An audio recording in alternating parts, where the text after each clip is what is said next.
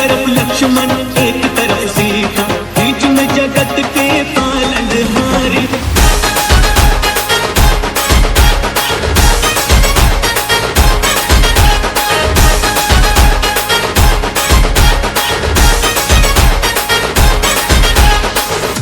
आवाज दूर दूर तक जानी चाहिए।